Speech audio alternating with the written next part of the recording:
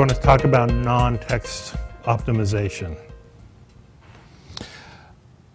Google crawls lots of different things within the universe now. And again, it's not just a text, it's maps, it's images, it's things from music to books to graphics to UPS tracking numbers, etc. How do we take advantage of this? Now, real quickly, if you go to Google and you type in the search Steve Ballmer video, this is going to be your first result. And this is going to be the video you get. And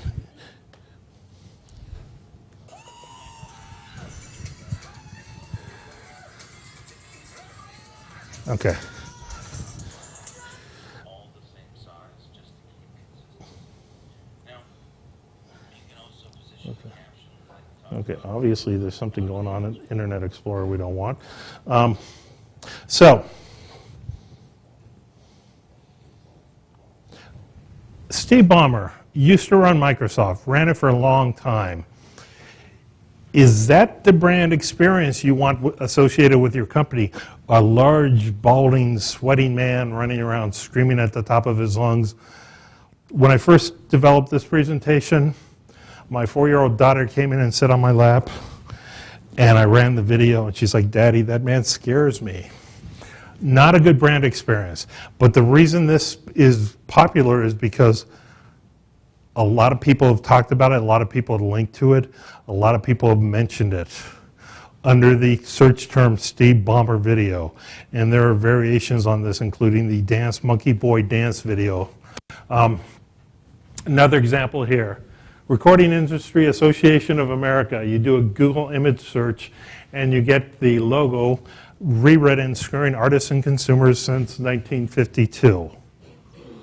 Obviously not the message the RIAA wants to put across. As you go further down on the page, there is a picture of a guy clubbing a baby seal. Bad brand messaging, not what you want across. Now there's some off-site factors involved here, but there's also some on-site factors we're going to deal with right now. More and more videos, images, audios are being returned within the standard search results page. So accept it. It's part and parcel of what's out there. A video is going to be much more captivating if it's well done, and you want a return, but you want your video returned. You don't want the Dancing Steve Ballmer video returned. These things tend to change very rapidly because the videos, the audios, and images have a bigger potential to go viral pretty fast, especially things with like YouTube, Vimeo, Snapchat, Instagram. All of these can make these non-text-based elements pop up really quick. So you need to optimize for these. Your competitors are beginning to, but it's not universal yet. If you start optimizing these now, you're going to be stealing a march on the game. And you're also going to kind of be controlling the conversation. Okay, an example of how to optimize an image. Now, obviously this is not a product image, but it does have some humor to it. So this was originally titled something like Canon_5633.jpg, a very original name.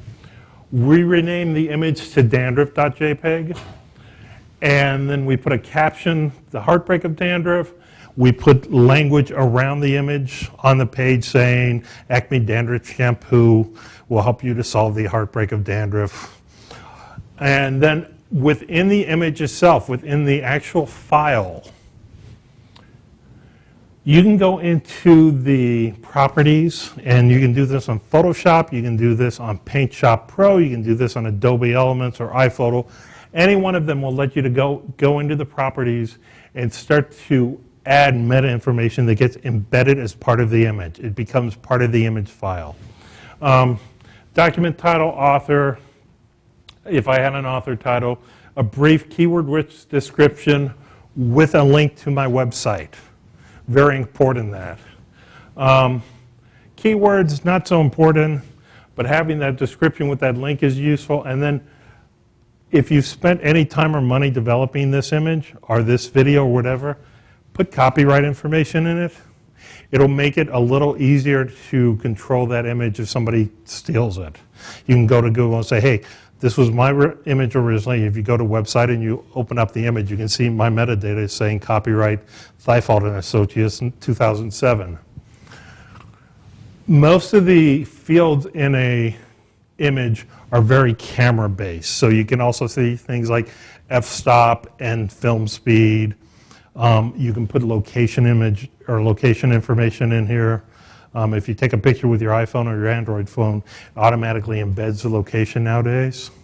So most of the file names here are pretty, the paradigms comes from photography. If you look at an audio, the paradigm comes from the music industry. If you look at a video, the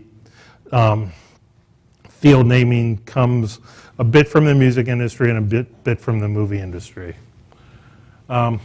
So, yeah. Why do you put the website link in the meta text? It helps establish ownership, and it's a very minor link back to your website if that image gets shared somewhere. Yeah, very, very minor, but it's more of the establishing ownership factor. Okay, so we talked about embedding within the image.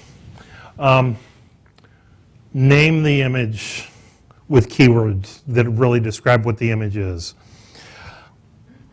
Put a caption on the image. The content around the image should talk about what's in the image. Have an image on a relevant page. Any links to that image should have keyword-rich text in them. Don't block the search engines from crawling your image folder. We talked about getting the meta information within the image. And then finally, the alt text. And this has to do with more than just search engine ranking. It has to do with not being sued. 7 years ago, Target Corporation, you know, the store down the street, was sued by the American Association for Blindness. And they were sued because the Target website violated the Americans with Disabilities Act because it was a place of public accommodation that did not make any allowances for visually impaired people. And alt text being one of these, where if the image doesn't load, there's a little slug of text that says, this is what that image was about. It's called alternative text. So any of your major images, your hero shots, your dandruff guy shots, have alt text on. Things like little spacers and background images don't bother. But if you have an image that has value as an image itself, just put a little brief description in the alt text saying, this is a picture of the lovely black coffee cup designed for, and put a benefit statement in there.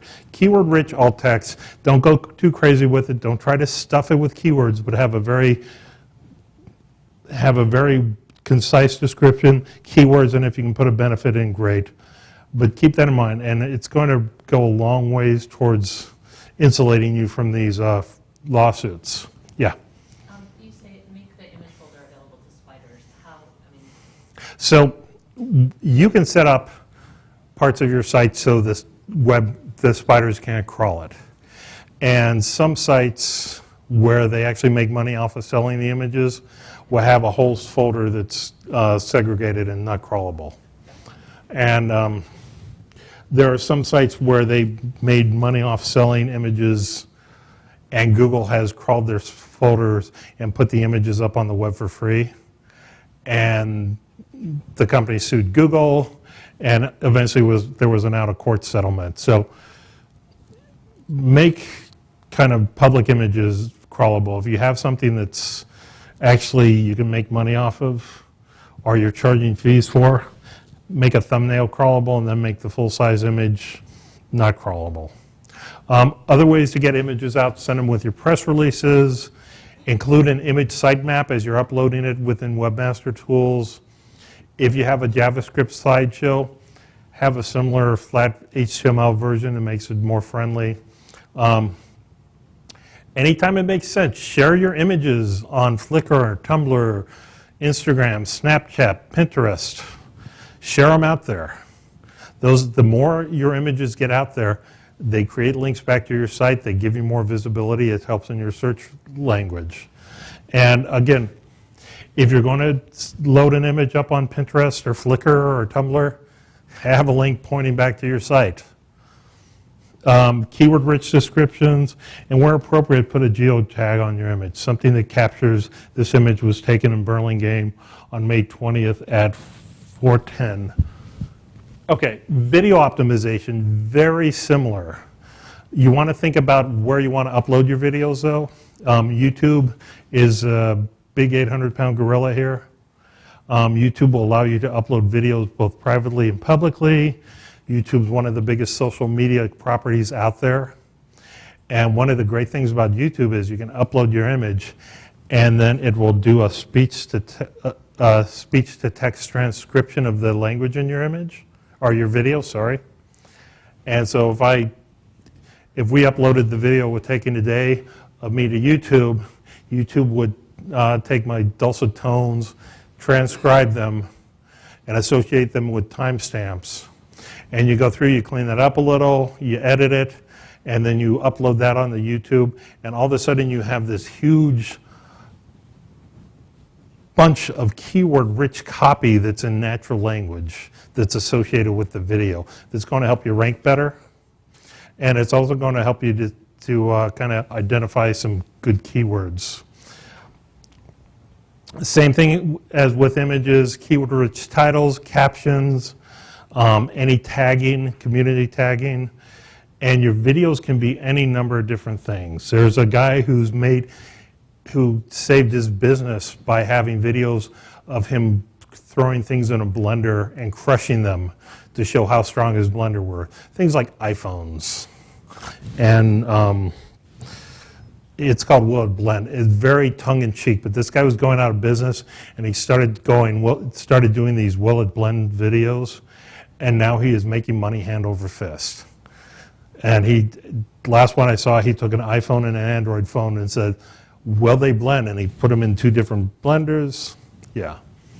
So to the video transcript, when you upload the video, that transcript is posted on YouTube, or does one have to go in and separately upload it? So the question was, when you upload the video and the video transcript, by default, it will be posted to YouTube with the video, and you can pull it out, or you can go in and edit it and clean it up, because YouTube's not perfect at doing the speech to text, and it's embedded there, and it's great. Go to YouTube and look for moz.com Whiteboard Fridays, and you'll see an excellent example of videos that are uploaded and the transcripts included. And Moz is a SEO company, tools company, and they know how to do it. Make your videos interesting, having value, quality. It's moz.com, what, Video Fridays? Whiteboard Fridays. Thank you. Okay, try to avoid Flash video players, go with HTML5, much more search engine friendly. Generally, if you upload your video to YouTube and then embed it on your site, you don't have to worry about that. Same ideas. Include your videos in press releases, get the word out, tweet them, share them to the world. Keyword-rich descriptions, anchor text, alt tags, embed the information in the video file, same idea. Now, just to kind of wrap this up for non-text files, audio files follow the same rules. You can embed information in the meta, you get that keyword information rich, and you can really go to town on them. But the file naming paradigms are much more kind of the album, track, artist versus the book, chapter, verse, author. But everything else holds true. Keyword-rich descriptions, publish them out, share them on the web, podcast if you can, share them up on iTunes, get them out, get the word out. if they're interesting and people are paying attention to them, it's going to drive traffic back to your site. And that's one of the reasons we have our man back here filming my lovely self. Okay.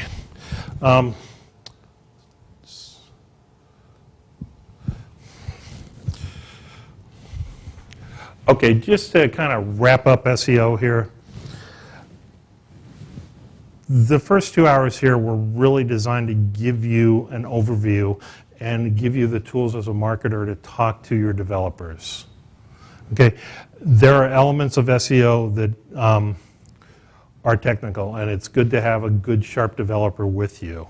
But a lot of the elements are more on the content side, and as marketers, that's where we can really shine. I'm a marketing guy who's taught myself to tech, but I'm also a guy who's comfortable with the tech, who knows when to bail and get somebody else to help me out who's an expert in it. So don't be shy about bringing in the developers. You as marketers can really work on the organization, the keywords, the language, the topics, having interesting content, and then having the developers help you to make it clean and easy to put up. The more relevant, interesting, and evergreen your site is, the better you're going to rank.